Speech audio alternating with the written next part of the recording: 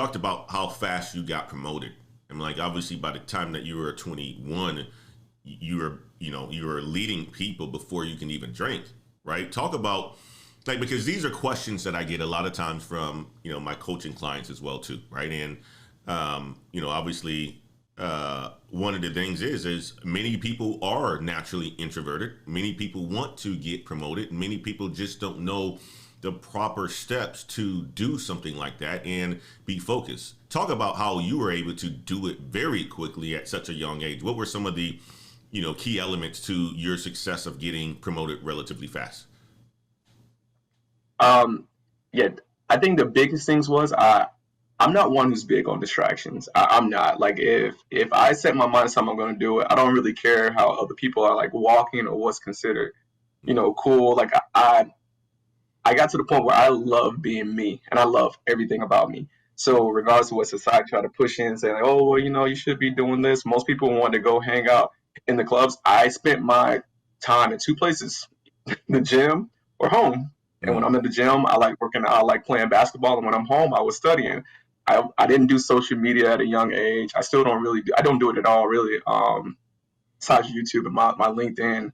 But I didn't get distracted by Facebook. I wasn't one to just want to go chase the crowd and do what everybody was doing. Like, oh, you got to go chase girls. You want to. I kind of just grew up fast. I was like, I know what I wanted in life, and I knew what it was going to take to do it. So anything that didn't align with that purpose, I kind of just like, yeah, no, that's just not for me. mm, And I accepted it. I accepted it.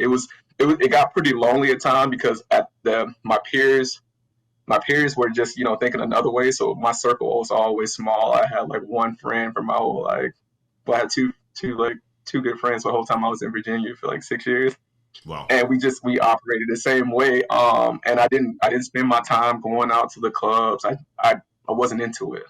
Right. I wasn't like I would hang out with good people at their houses, but I didn't want to go spend my money going to go shop or going to go do the. I just wasn't into it.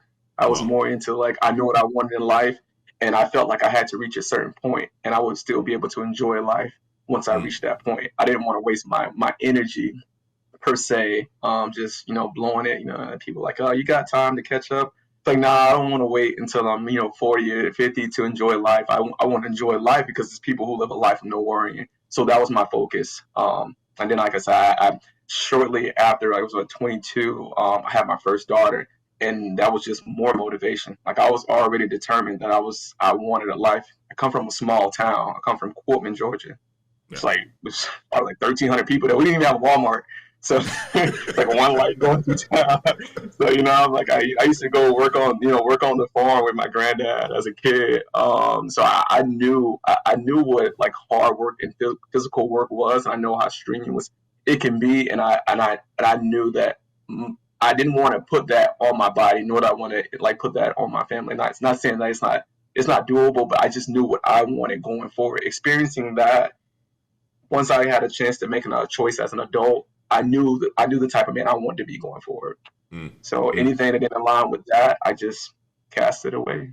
I love that. I love that. That's just what you call well, I would say optimal focus. I mean, like that's just, you knew you had a vision of what you wanted. You had the people in your life that, you either wanted to be like, or didn't want to go down that same sort of path from a career standpoint, and you focus Yes. yourself, man, and you surrounded yourself with people who were on your path, right?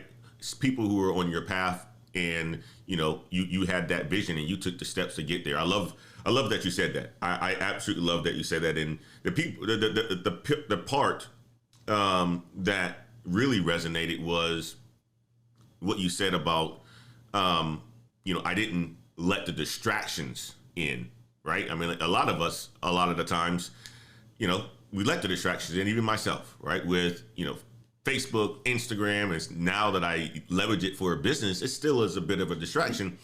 You don't use social media like that. I love that. I absolutely love that. So, for the folks who are looking to get promoted relatively fast, guys, you got to put in the work. You got to have that focus, and you got to have a vision of where you ultimately want to go. And Carlos was able to do that at such a young age, which will translate into what he's going to be doing and what he's going to be sharing as well too along this journey. But also, what I heard you say too, Carlos, was something you said when I asked you the question about becoming a physician or something like that. You said you didn't have the soft skills, and you said something you had to learn how to gain those soft skills by pushing yourself out of your comfort zone to have to talk to other people and stuff like that. Talk about, for somebody who struggles with communicating with others or knowing how to relate and build those interpersonal skills. Talk about a little bit how you were able to do that, how you were able to push yourself out of your comfort zone in order for you to build that, those strong soft skills that has helped you continue to grow within your career and in your life.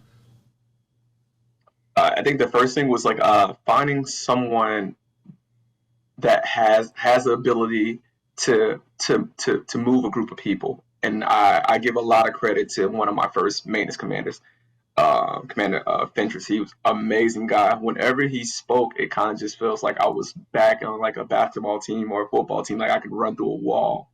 And I was just, and when he was relaying stuff about the mission, a lot of people, when we're away, we're deployed, you get kind of weary among like that 6 or 7 mark. And this was around the time where we started getting extended deployment. So they were going out to like 11 months. And a lot of people just, get to that point where they're getting burnt out. They're ready to start rotating home. But every time he spoke, he can just reignite that flame. And I was just like, I started paying attention to those type of speakers, the ones that can just go in there and control a room. And I identified those people who were just like phenomenal. I started looking into speeches, and then I took a public speaking class. And this is why I was a supervisor, but I was still young. So I took a public speaking class that forced me, to talk about some things, talk about my experience, get me in front of there.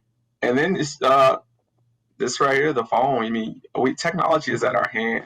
There's so much information out there. You can watch videos.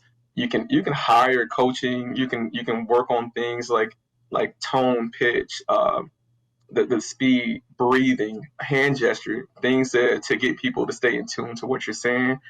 Just practicing that skill set alone, and just like I say, just watching it, reading it, having those I call them targets. They're not really targets. Those people we identify as like, hey, like I like the way he speaks. I like the way he runs. He leads this group of people. Or I think it's beneficial in relationships too. That you find that husband who communicates well with his wife, or who's able to communicate extremely well with his children to get them to buy into what he wants. Or that mother who's able to relay that. Like those are critical skills that just don't transfer into business. It's life in general. I mean, I think a lot of times are the people who come from these wounded backgrounds as kids, they lack these communication skills because they were delivered the wrong way when they were a child. Maybe they had someone who just screamed the curse at them. Now they have the lack of confidence or the need to feel validation because it wasn't promoted to them the right way on how to achieve certain things. So I think communication just as a whole is critical. And I took those steps and I transfer that now. Like I tell all my team is I want to communicate often and communicate with intent. Like I even tell my fiance, my kids, like this is how we run our family. Like we communicate. And those soft skills play a major part in getting people and like the people you care about, your loved ones, your friends to buy into your vision or what you're putting out.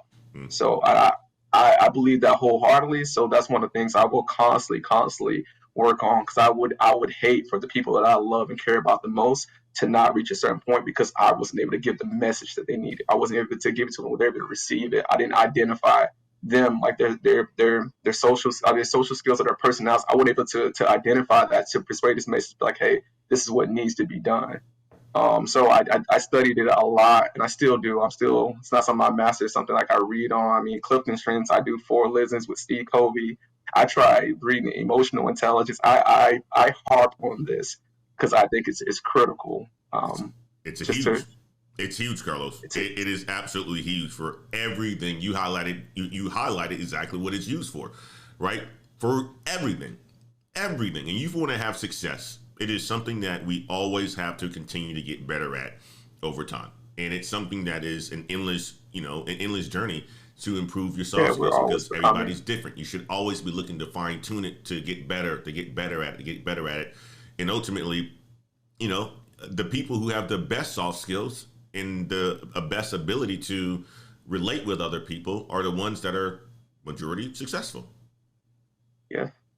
Yes, and shape and whatever the metric is they weigh about, the people that are able to communicate, they're successful in whatever they're trying to do. I mean, Exactly. from the good and the bad. Like you can have some of the people who throughout history are the worst people in the world. Some might view, I mean, many might view as, but they were able to communicate. They were able to get a group of people to buy into what they're Mm, saying. mm. So this manipulation and influence, they're yin and yang. They're just opposite end of the spectrum. Yep. That's it. So in that communicating can cause like extreme harm, and it can lead to like extreme progress. Mm. You just got to shape it where you want. So I always prefer progress, especially within my household, my organization. I always want people to, I want people to be able to be like, hey, I can talk across, and which I do. Like some of my team members, like my connection scores are always top. Like out of 5, I'm like 4.9. Just communicating in general, because I've always wanted to be able to communicate with people, because I think a lot of times I feared from opportunities just growing up, or situations, because the information wasn't communicated to me. It wasn't afforded to me. It wasn't related to the fact that, okay, this is achievable for you. So going forward, I mean, I always wanted to pay it for other people. Like, hey, well, look, it may not happen this way, but let me tell you what you can do to kind of to get the outcome you want. You know Mm-hmm. what I mean? So I think it's just key in life. Like I said, I got a healthy relationship with my fiance right now, with my kids. I love it. And we sit down and we ask them like, hey, well, it's not just one way conversation. It's active listening, also engaged listening. And I tell them, hey, this is a plan, I have for my family. And I'm like, hey, what does our family look like to you? You know what I mean? Like, and I ask the team, like, okay, well, I have a plan for this organization. What do you see yourself in it? Mm-hmm. What do you need? And okay, Mm-hmm. then we'll work to align it. But it's communication has to be there. Yep. It has to be there. Absolutely. Absolutely. Absolutely.